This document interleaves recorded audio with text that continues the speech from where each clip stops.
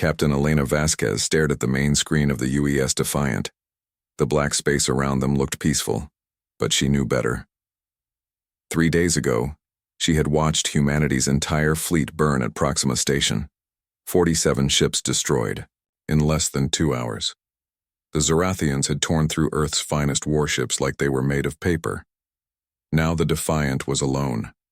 847 souls aboard, probably the last free humans in the galaxy. Elena's hand shook as she gripped the command chair. She was 34 years old and had never expected to be humanity's last hope. "Captain," said Lieutenant Williams from the tactical station. His voice was rough. Half his face was covered in burns from their escape at Proxima.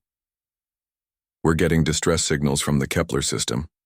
Sounds like civilians." Elena closed her eyes. More humans trapped and dying while the Zorathians hunted them down like animals. The reptilian aliens had declared war on humanity 6 months ago. They called it the final cleansing. They wanted every human dead. "How many ships do they have in that system?" Elena asked. "Scans show at least 3 Zorathian destroyers," Williams replied. "Maybe more hiding behind the planets."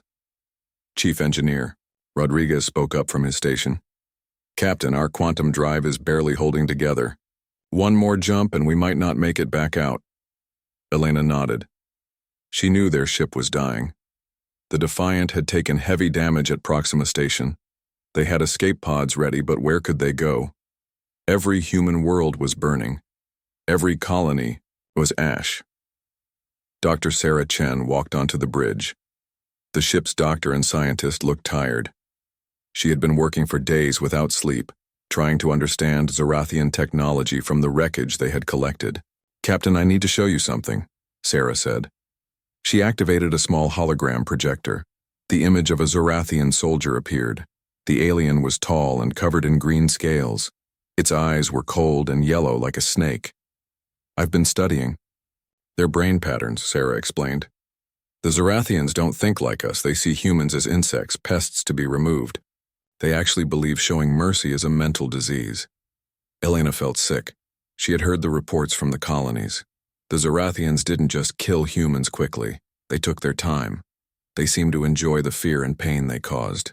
"There has to be something we can use against them," Elena said. "Some weakness." Sarah shook her head. "Their technology is centuries ahead of ours. Their ships are bigger and stronger. They have weapons we can barely understand." The bridge fell silent. Everyone knew the truth. Humanity was finished. The Zorathians had won. Then Marcus, the ship's AI, spoke up. His voice was calm and electronic. "Captain, I have calculated our odds of survival if we continue running and hiding." "Let me guess," Elena said. "Not good." 0.003%, Marcus replied. "However, those calculations assume we continue using standard military tactics." Elena looked up with interest. "What do you mean?" "The Zorathians expect us to act like a defeated military force. They expect us to follow the rules of war. But perhaps we should consider that the rules no longer apply." Williams turned around in his chair. "The AI is right, Captain. We're already dead. The whole human race is dead. Maybe it's time we started acting like ghosts." Elena thought about this. The Zorathians had destroyed everything she cared about. Her home world of New Geneva was gone. Her family was dead. The woman she loved had died at Proxima Station when the battleship Yorktown exploded. "Marcus, how many humans are left in the galaxy?" Elena asked. "Unknown, Captain. But based on distress signals, I estimate fewer than 10,000 survivors, scattered across multiple systems. 10,000 humans out of billions." Elena felt anger building in her chest. The Zorathians thought they had won. They thought humanity would just lie down and die quietly. "Rodriguez, how long to repair the quantum drive?" Elena asked. "Maybe 3 weeks if we can find the right materials," the engineer replied. "Williams, start planning hit-and-run attacks. Small targets, Zorathian outposts with few defenders." "Captain?" Williams looked confused. Elena stood up from her chair. Her voice grew stronger. "We're going to save every human we can find, and we're going to make the Zorathians pay for what they've done. Sarah looked worried. Elena, we can't fight their entire empire. We don't need to fight their empire, Elena replied. We just need to hurt them. Show them that humans don't die quietly. Over the next few hours, Elena addressed the entire crew. She explained their situation honestly. Earth was gone. The colonies were destroyed. They were probably the last free humans in the galaxy, but she also gave them a choice. They could try to run and hide, hoping to find some safe corner of the galaxy to wait out their lives, or they could fight back, make the Zorathians remember humanity. The crew voted. It wasn't even close. 712 votes to fight, 135 votes to run. The humans of the Defiant chose war. Elena appointed Williams as her second in command. Rodriguez would keep the ship flying no matter what. Sarah would study Zorathian technology, looking for any advantage they could find. They started planning their first mission. The Kepler system had 3 destroyers hunting human survivors. The Defiant would go in fast, rescue who they could, and get out before the Zorathians could respond. But Elena knew this was just the beginning. The Zorathians had wanted to exterminate humanity. They had come close to succeeding, but they had made one mistake. They had left witnesses. Elena stared out at the stars and made a promise. Every human death would be paid for. Every burned colony would be remembered. The Zorathians thought humans were weak because they showed mercy. Soon they would learn the difference between mercy and weakness, and they would learn what happened when humans had nothing left to lose. The Defiant changed course toward the Kepler system. Behind them, space looked empty and peaceful. Ahead of them lay the unknown. But Elena no longer feared what was coming. She had found something stronger than fear. She had found purpose. The last ship of humanity sailed into the dark, carrying the ghosts of 8 billion dead, and those ghosts were hungry for revenge. 3 months had passed since the Defiant began its war against the Zorathian Empire. Elena barely recognized herself in the mirror anymore. Her black hair was shorter now, cut for practical reasons. Her eyes had grown harder. The woman who had once followed military rules and regulations was gone. The ship's corridor walls were covered with photos, faces of the humans they had rescued, names of the colonies they had been too late to save. Every face reminded the crew why they fought. Elena walked into the war room where her officers were planning their next mission. Williams had changed too. The burns on his face had healed, but they left scars that made him look fierce. He was no longer the polite young officer who had served under her before Proxima Station. Report, Elena said as she sat down at the metal table. We've hit 12 Zorathian outposts in the last month, Williams replied. Rescued 400 and 37 civilians. But the enemy is adapting, they're grouping their forces together more. Sarah looked up from her tablet. I've been analyzing the Zorathian communication signals we intercept. They're calling us the Ghost Ship. Their command is frustrated because we don't fight like they expect. Elena nodded. The Zorathians were used to fighting other advanced civilizations, ships that followed normal battle tactics. The Defiant did things that made no sense to alien minds. Rodriguez spoke up from his corner of the room.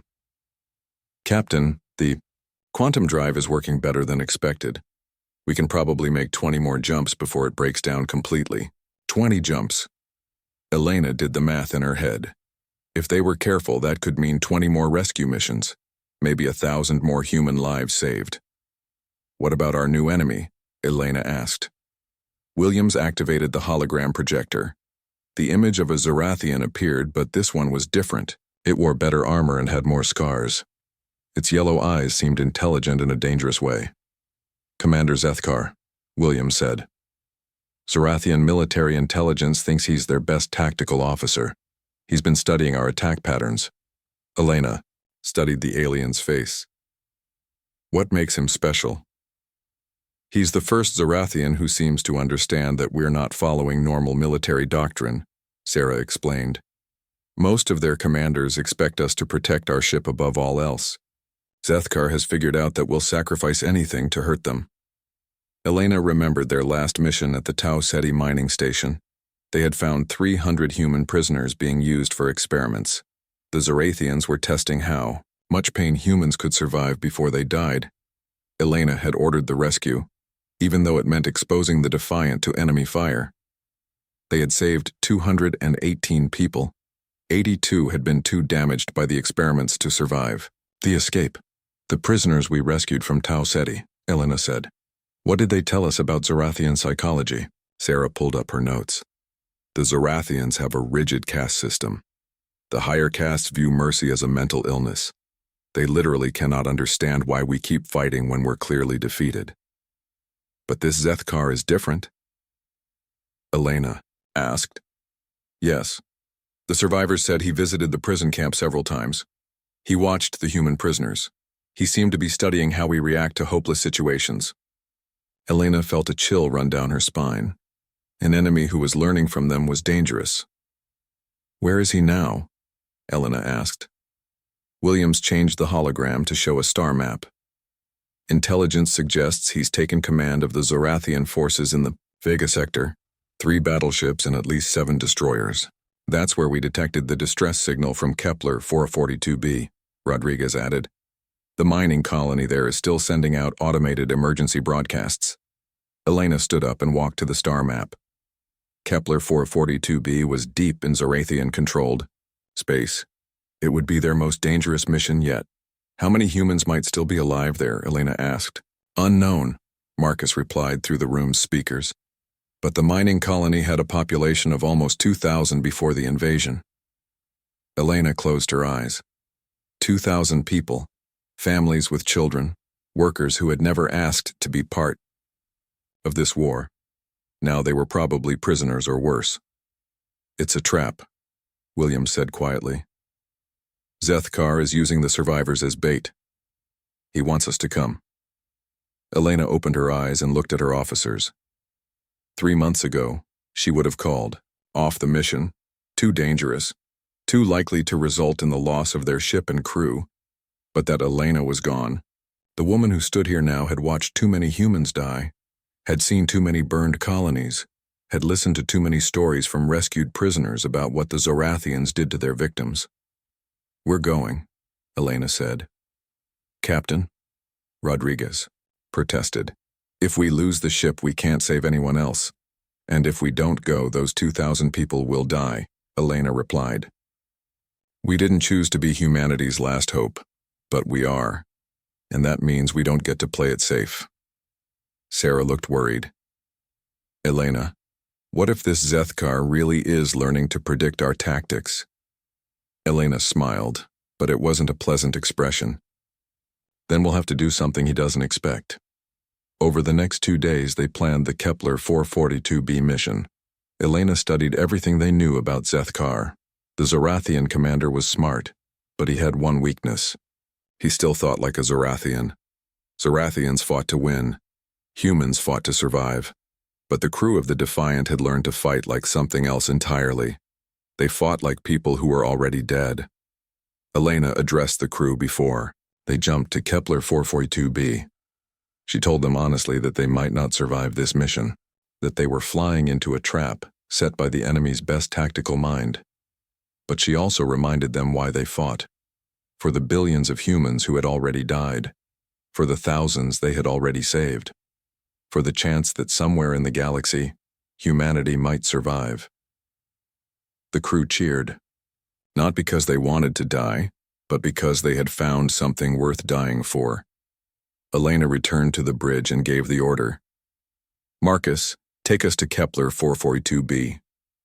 Course set, Captain, the AI replied, as the Defiant jumped through space toward the trap that awaited them. Elena felt strangely calm. She had started this war as a starship captain. She was ending it as something the galaxy had never seen before. A human with nothing left to lose. The Zorathians had wanted to hunt humanity to extinction. Soon they would learn what happened when the prey decided to hunt back.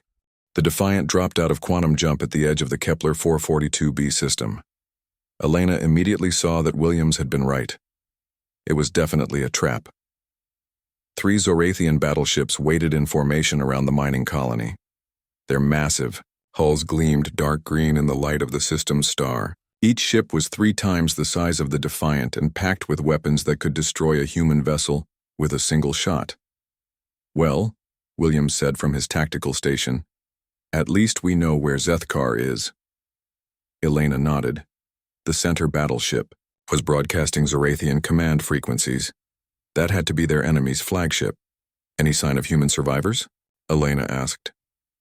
Sarah checked her sensors. "I'm detecting life signs in the colony's underground shelters. Maybe 300 people still alive." Elena felt her heart sink. 300 out of 2,000. The Zorathians had been busy while they waited for the Defiant to arrive. "Captain," Marcus announced, "we are receiving a transmission from the Zorathian flagship." Elena straightened in her command chair. "Put it on screen." The main display showed Commander Zethkar. He was larger than the other Zorathians Elena had seen, with darker green scales and more battle scars. His yellow eyes studied her with what might have been curiosity. When he spoke, his voice was translated by the ship's computer. It sounded cold and mechanical. "Captain Elena Vasquez of the human vessel Defiant. I am Commander Zethkar of the Zorathian Imperial Fleet. I have been studying your tactics for several weeks now." Elena said nothing. She waited for him to continue. "Your species interests me," Zethkar said. "Most civilizations surrender when faced with superior force, but humans seem to become more dangerous when they are losing." "Is there a point to this conversation?" Elena asked. Zethkar's mouth opened slightly. Elena realized he was attempting what passed for a Zorathian smile. "I am offering you terms of surrender. Your crew will be given quick deaths. The survivors on the planet will be allowed to live as experimental subjects. This is more mercy than any other human has received." Elena felt anger burning in her chest, but she kept her voice calm. "And if I refuse? Then I will demonstrate why the Zorathian Empire has conquered 47 star systems," Zethkar replied. "Your ship will be destroyed slowly. The humans on the planet will suffer for many days before they die." Elena looked around the bridge at her crew. Williams was watching the tactical display, calculating firing angles. Rodriguez was monitoring the ship's systems, ready to push them beyond their limits. Sarah was studying the Zorathian ships, looking for any weakness they could exploit. None of them looked afraid. They looked ready. "Commander Zethkar," Elena said, "I have a counteroffer." The Zorathian tilted his head, apparently curious. Elena smiled. "Go to hell." She cut the transmission and turned to Williams. "Battle stations. All hands prepare for combat." The bridge lights dimmed to red. Throughout the ship, Elena could hear the sounds of humans preparing to fight impossible odds. They had done this before. "Captain," Sarah said suddenly, "I'm reading something strange from the Zorathian ships." "What kind of strange?" Sarah's fingers flew over her console. "Their formation. It's perfect for fighting other capital ships, but it leaves them vulnerable to smaller vessels using hit-and-run tactics." Elena looked at the tactical display. Sarah was right. The 3 battleships were positioned to cover each other with overlapping fire. It was a classic defensive formation, but it assumed the enemy would approach directly and try to trade shots. They're fighting the war they know how to fight, Elena realized. Not the war we're actually fighting. Williams looked up from his station. "Captain, I have an idea, but it's completely insane." Elena had learned to trust Williams when he said something was insane. His crazy plans had saved them more than once. "Let's hear it." Williams activated the tactical hologram. "We use the asteroid field at the edge of the system. Make them think we're running away. When they chase us into the field, we overload our fusion reactors and use the explosion to trigger an asteroid cascade." Elena studied the plan. It was suicide. The Defiant would be destroyed in the explosion, but if it worked, the cascade might take out all 3 Zorathian ships. "The survivors on the planet," Elena said. "We can't save them if we're dead." Sarah looked up from her console. Actually, we might be able to. I've been studying Zorathian behavior patterns. When their commanders die, the lower ranks often retreat rather than continue the mission. Elena thought about this. It was a huge gamble, but they were already betting everything just by being here. Marcus, Elena said, calculate the odds of success for Lieutenant Williams' plan. Probability of destroying all 3 Zorathian vessels, 43%. Probability of crew survival, 0%. Elena nodded. Those weren't good odds for survival, but they were excellent odds for revenge. What about using the escape pods? Rodriguez asked. The Zorathians would hunt them down, Williams replied. But if their command structure is disrupted, they might focus on retreating instead. Elena looked around the bridge one more time. These people had followed her into hell for 3 months. They had trusted her to lead humanity's last stand. Now she was asking them to die for 300 strangers on a planet they had never seen. All hands, Elena announced over the ship's communication system. This is the captain. We have a choice to make. We can run away and live a few more weeks, or we can save 300 humans and show the galaxy that humanity doesn't die quietly. I need a vote from the crew. The responses came back quickly through Marcus. Elena wasn't surprised by the result. 847 votes to fight, 0 votes to run. Elena smiled. She was proud of her people. Set course for the asteroid field, Elena ordered. Let's give Commander Zethkar a lesson in human tactics. The Defiant turned away from the Zorathian ships and accelerated toward the edge of the system. Behind them, the 3 battleships began to pursue just as Williams had predicted. As they flew toward their final battle, Elena thought about the billions of humans who had died in this war. They had been farmers and teachers and children.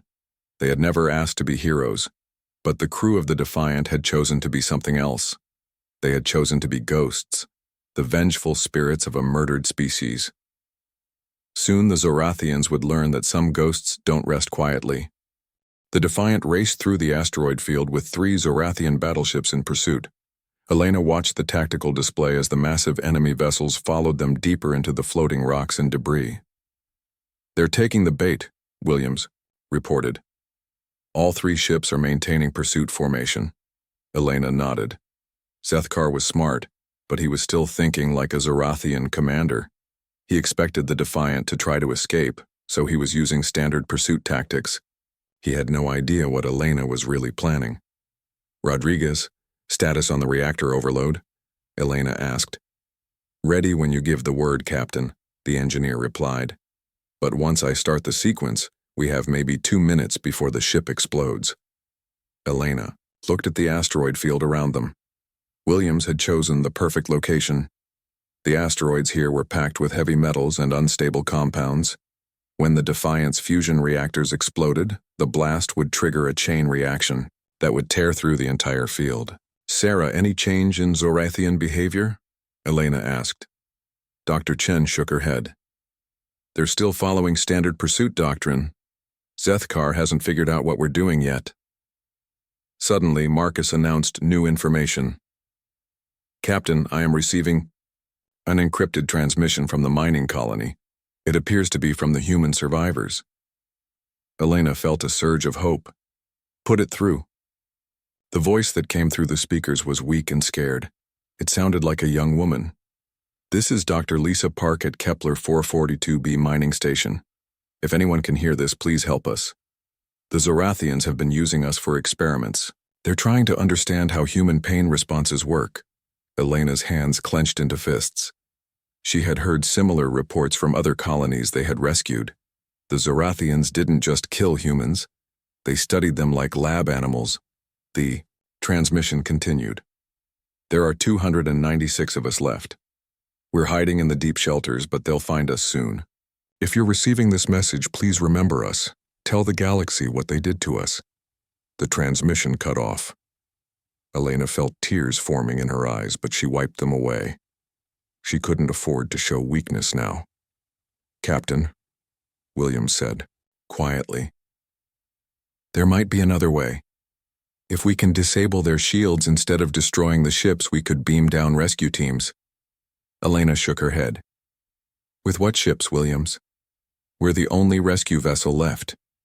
If we survive this battle, Zethkar will just call for reinforcements. Those people will die either way. Elena activated the ship's internal communication system. She needed to address the crew one final time. All hands, this is Captain Vasquez. In 30 minutes, we're going to die. But our deaths will save 300 innocent people and destroy 3 Zorathian battleships. More importantly, we're going to send a message to the galaxy. Elena paused, choosing her words carefully. For 6 months, the Zorathians have hunted humans like animals. They've burned our worlds and tortured our people. They think we're weak because we show mercy to our enemies. Today we show them the difference between mercy and weakness. The crew was quiet, listening to every word. When we're gone, the survivors we've rescued will carry our story to other species. They'll tell the galaxy about the last ship of humanity, about 847 humans who refused to surrender, about people who chose to die fighting rather than live on their knees. Elena's voice grew stronger. The Zorathians wanted to erase humanity from history. Instead, they're going to make us immortal. Every species in the galaxy will remember the humans who fought back. They'll remember the defiant. Throughout the ship, Elena could hear her crew cheering. They weren't cheering for death. They were cheering for the chance to matter, to make their lives count for something. 30 seconds to optimal position, Williams reported. Elena looked around the bridge one last time. These people had become her family during their months of war. Rodriguez, who had kept their dying ship flying through impossible battles. Sarah, who had studied their enemies and found ways to hurt them. Williams, who had planned their attacks and never lost faith in their mission. It's been an honor serving with all of you, Elena said. The honor was ours, Captain, Williams replied. Elena turned to Rodriguez. Begin the reactor overload sequence. The engineer's hands moved over his controls. Warning lights began flashing throughout the ship. The computer started announcing countdown warnings. Reactor overload initiated. Cascade failure in 120 seconds. Elena opened a channel to the Zorathian flagship.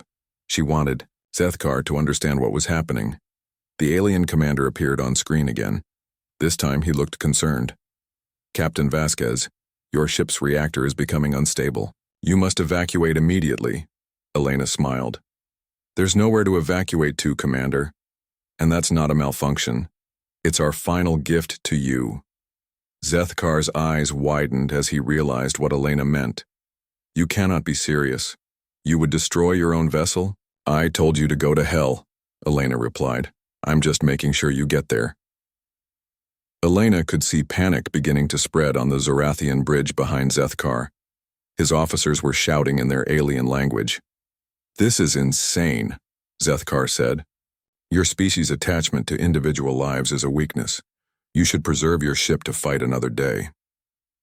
Elena laughed. It wasn't a pleasant sound. You still don't understand us, do you? You think we're fighting to win, but we're not fighting to win, Commander. We're fighting to hurt you. And dead humans can hurt you just as much as living ones. Elena cut the transmission. On the tactical display, she could see the Zorathian ships trying to reverse course and escape the asteroid field. But they were too big and moving too fast. They wouldn't make it out in time.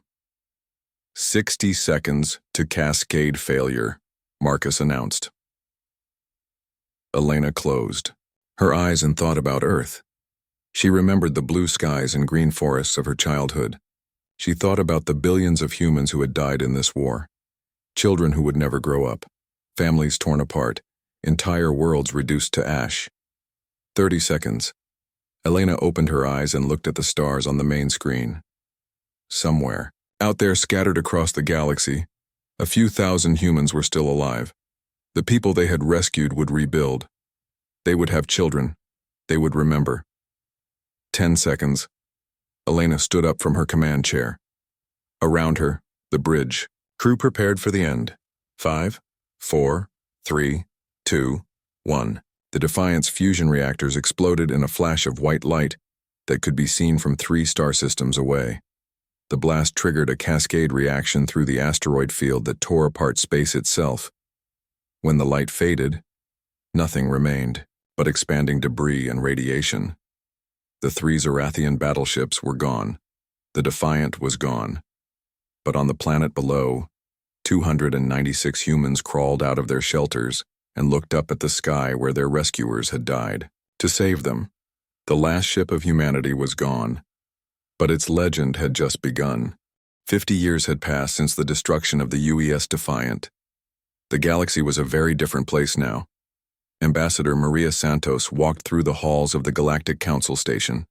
She was one of the survivors the Defiant had rescued from the Tau Ceti mining facility. The scars from Zorathian experiments still marked her arms, but she wore them proudly. They were reminders of what her species had endured. As she passed other delegates in the corridor, Maria noticed how they looked at her, some with respect, others with fear. All of them knew she was human, and that meant something now. Maria entered the council chamber where representatives from 43 different species had gathered. She took her seat at the table marked with Earth's symbol. It felt strange to represent a world that had been rebuilt from ashes. The Thrakari delegate, a tall being with blue skin and 4 arms, called the meeting to order. "We are here to discuss the Zorathian situation," the Thrakari announced. "It has been 50 years since their empire collapsed. The question before us is whether they should be allowed to govern themselves again." Maria looked across the room at the Zorathian representative. The alien sat quietly in his chair, staring at the floor. His species had changed dramatically since the war. Dr. Sarah Chen's viral weapon had worked exactly as planned. It hadn't killed the Zorathians, but it had changed them. The virus attacked the part of their brains that controlled aggression and dominance. Now they were incapable of violence. They had become a species of peaceful philosophers and artists. Some species called it justice. Others called it genocide. Maria called it survival. The Altarian delegate spoke first. "The Zorathians have been model citizens for decades. They have contributed greatly to galactic art and literature. Perhaps it is time to restore their independence." Several other delegates nodded in agreement. The Zorathians had indeed become valuable members of galactic society.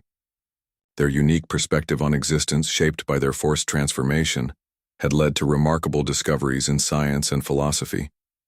But Maria remembered what they had been before. "May I speak?"